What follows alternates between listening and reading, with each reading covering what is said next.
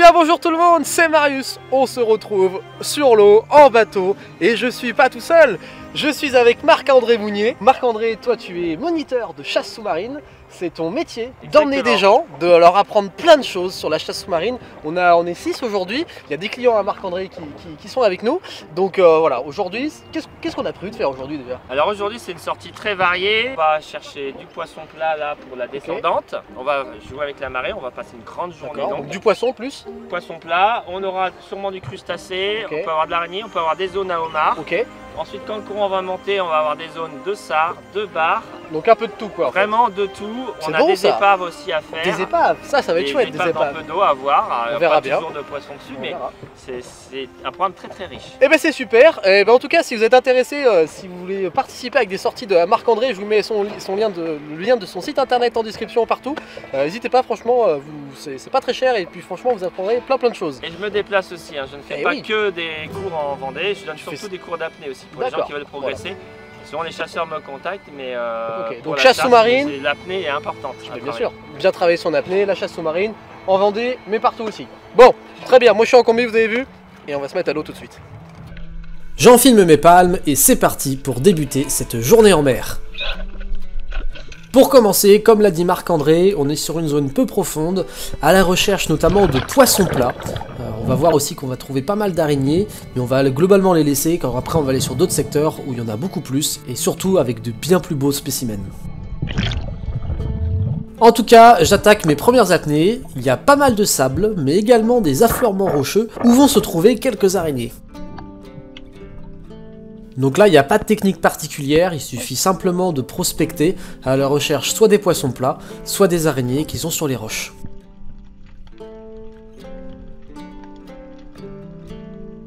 Et là, bingo, après quelques apnées, regardez ce que je vois là, deux belles araignées, il y a un mâle et une femelle, je prends le mâle, il y a des très belles pinces, et ça va être délicieux.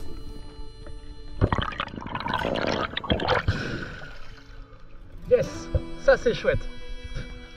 Une belle araignée. Yes. Eh oui. J'ai repéré une autre araignée depuis la surface, donc je vais plonger pour aller la voir, bien entendu, elle est en train de se promener sur le fond. Et comme on peut le voir, il s'agit d'un mâle également, mais il est globalement petit, je sais qu'il y a des spécimens bien plus beaux dans le coin, donc je vais les laisser repartir tranquillement, mais on peut voir quand même que le secteur est quand même magnifique. Il y a encore une autre araignée devant moi, là c'est encore une petite araignée, donc on la laisse tranquille. On se focalise uniquement sur les plus beaux spécimens, parce que bien sûr on a un quota, hein, on a un quota de 6 araignées par personne, donc forcément on se concentre sur les beaux spécimens. Je continue ma quête des araignées, et je tombe sur ces deux araignées qui sont en train de se reproduire. Donc je vais les regarder, voir s'il y a un beau mâle. Ouais, le mâle est quand même pas trop mal. Je dis, oh, allez, je vais le garder quand même. Et puis je vais continuer tranquillement, voir s'il n'y en a pas un deuxième mâle correct qui traîne. Et regardez sur quoi je vais tomber. Un peu plus loin, je vois qu'il y a de la bagarre dans le coin. Il y a des araignées qui sont en train de se battre, sûrement deux mâles qui se battent pour une femelle.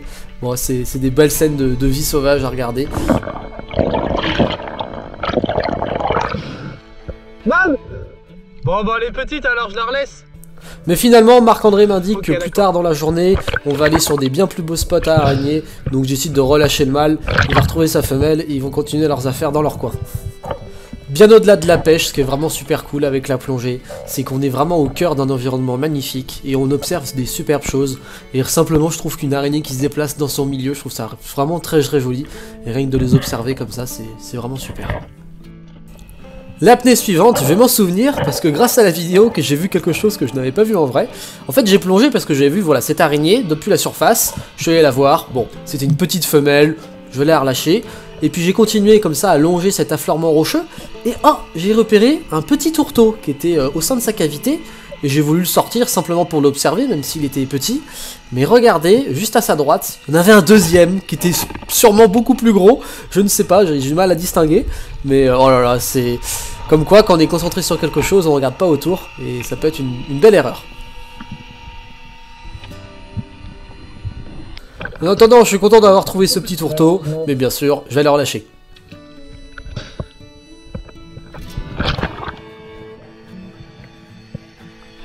Cette fois-ci, on a changé de secteur, et là on se rend sur une épave. Donc bien sûr, une épave, c'est une structure d'origine humaine, ça peut être des bateaux, ça peut être n'importe quoi. Là, en l'occurrence, c'est un bateau, et vous allez voir, c'est absolument magnifique.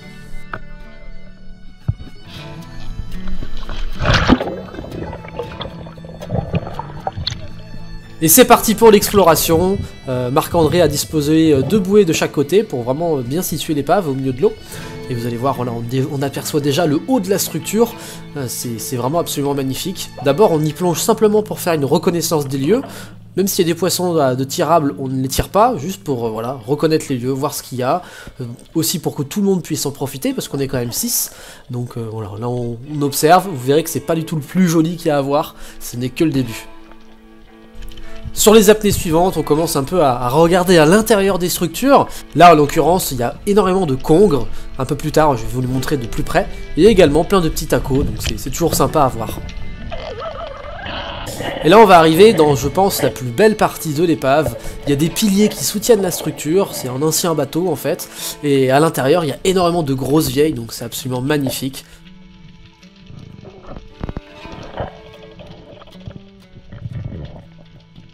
Regardez ça comme c'est beau, elles sont là tranquillement, elles se baladent, elles sont à l'abri sous les piliers. Bon, je vais simplement les regarder parce que tirer un poisson dans les épaves, faut faire attention, faut être sûr de son tir parce qu'après le poisson peut s'en mêler, enfin bref. Là, bon, je venais simplement pour faire un état des lieux, il y a quand même des très beaux spécimens. Peut-être que je vais en tirer, peut-être pas, je ne sais pas encore. Et on peut voir, voilà, les piliers, comment c'est vraiment une très belle structure, assez spectaculaire quand même, et ça fait vraiment plaisir à voir. Dans l'apnée suivante, je vais contourner l'épave pour avoir une vue un peu plus d'ensemble. Et vraiment là, on peut voir il y a des grandes manivelles, des grandes rouges, je sais pas trop ce que c'est. En tout cas, c'est absolument sublime, hein, c'est magnifique. N'hésitez pas à liker la vidéo si ça vous plaît, c'est un petit geste qui moi m'aide beaucoup. Donc merci à tous ceux qui le feront.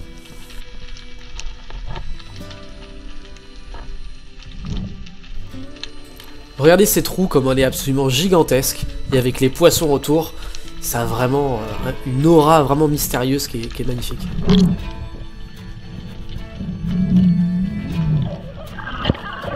Je continue mes apnées, et cette fois-ci je vais aller retourner voir les grosses vieilles, voir si peut-être je me laisse tenter à en tirer une, je vais bien voir.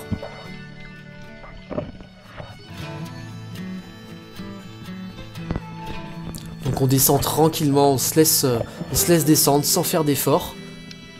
Et là on arrive vraiment dans cette structure, sous la structure, où il y a tous les poissons qui sont là tranquillement.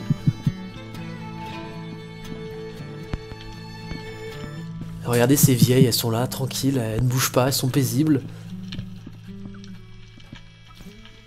Il y en a une qui commence un peu à s'approcher, je lui dis tiens je vais essayer de la toucher par le bout de mon fusil. Mais non, elle va pas vouloir. Il y avait quand même des très beaux spécimens, des très beaux individus. Et bien sûr, je me répète, mais regardez la hauteur de cette structure, c'est vraiment magnifique. C'est la première fois que je plongeais dans une épave de la sorte, et franchement, je regarde un très bon souvenir.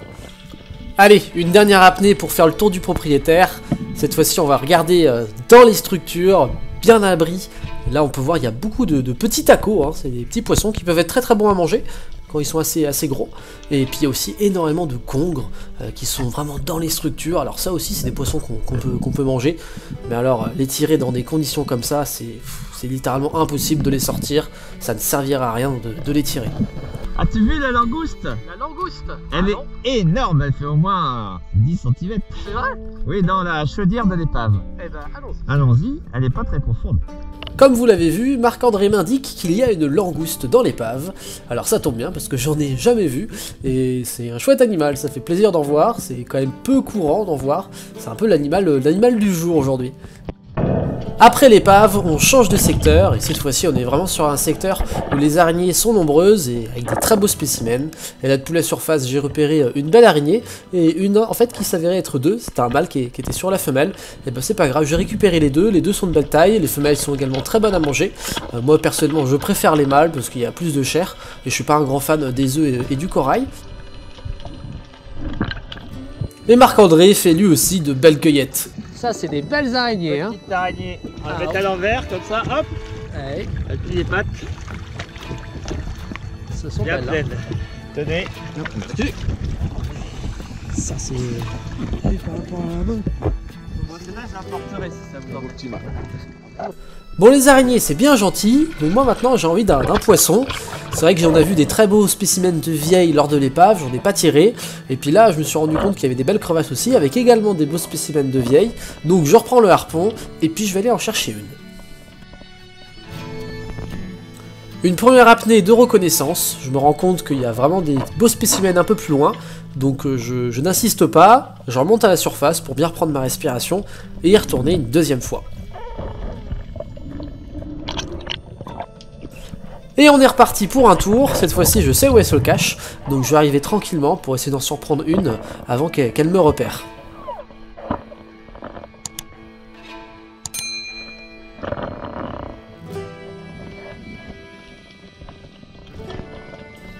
Rien d'intéressant au début, mais je vais avancer un petit peu plus profond pour voir où elle se cache. Bon, la caméra est un petit peu basse, mais là j'en vois une, ah j'hésite, non elle est pas assez grosse, et oh, je vois une grosse par contre qui se défile, cette fois-ci je la prends, un beau tir pour un très beau poisson.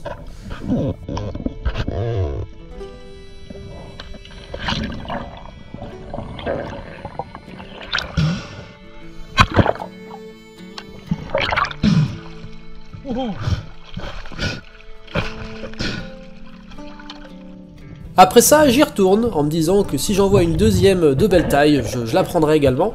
Mais là, depuis la surface, je repère une araignée, donc je ne peux pas résister, j'y vais. Je plonge pour aller la chercher.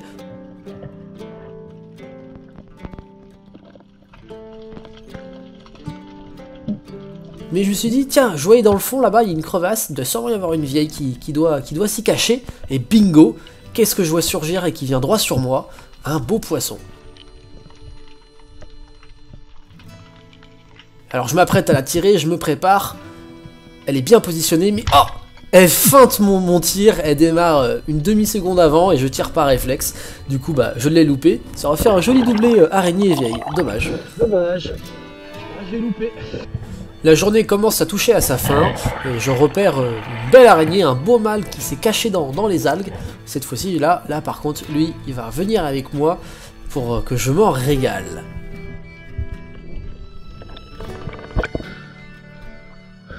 Un petit boulet. C'est ton deuxième alors. Ça c'est délicieux hein. Troisième. Ça c'est délicieux. C'est vachement bon. C'est très très bon. C'est un délice.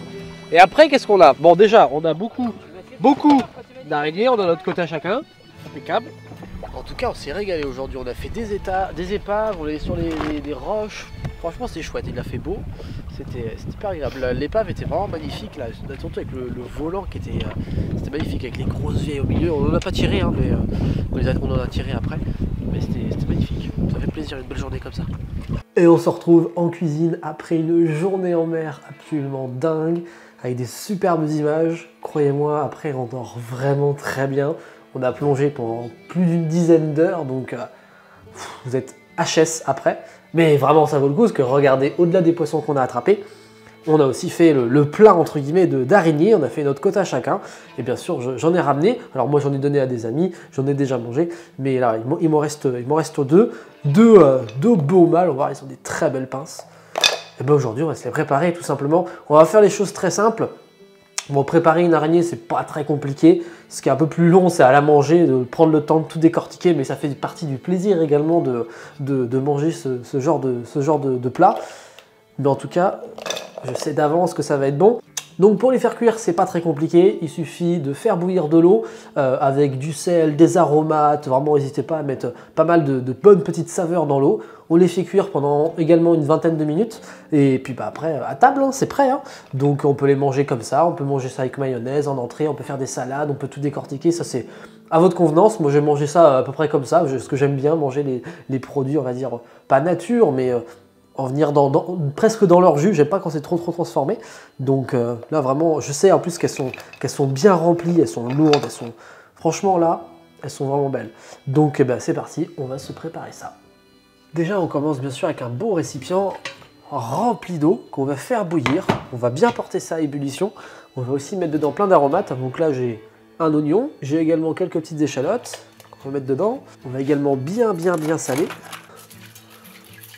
Mettre pas mal de sel. On va mettre aussi également du laurier. Là, j'ai du laurier sec. On va en mettre quelques feuilles. Voilà, là, j'ai un peu de romarin. Je vais en mettre. L'idéal, c'est vraiment de parfumer votre eau. Donc, bouquet garni, aromate classique. Faites comme vous voulez. Et surtout, on va laisser bouillir ça tranquillement. Et une fois que l'eau sera à ébullition, c'est là qu'on va plonger nos araignées. Ça y est, mon eau est en train de bouillir. On va pouvoir mettre les araignées. Donc, la cuisson, c'est entre 20 et 30 minutes à peu près. Allez, zou. L'autre. Voilà. Et il en fallait pas plus. Hein. On va les sortir tranquillement. Elles sont belles. Elles sont bien cuites.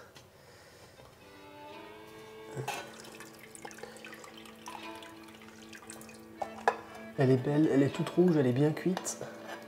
C'est ce qu'on aime. Regardez ces belles pinces comme c'est beau. Là.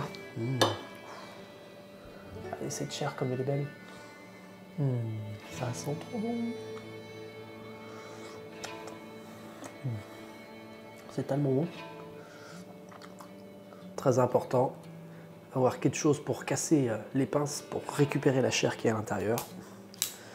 Ça, c'est indispensable quand on mange des crustacés. Alors les crustacés, c'est toujours pareil, hein. On met beaucoup de temps à manger, mais ça fait partie du plaisir. Les pinces, elles sont charnues, elles sont magnifiques. Oh là là là. Regardez-moi ça, ça c'est que de la chair. Tout ça là, c'est que de la chair.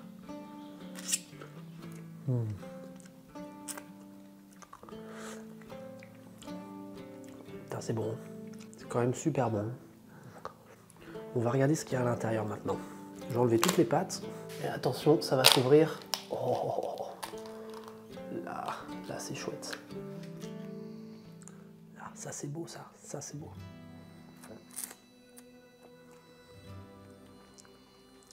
Bon, je pense que vous avez compris que c'est super bon, que c'est surtout très long à manger, à décortiquer.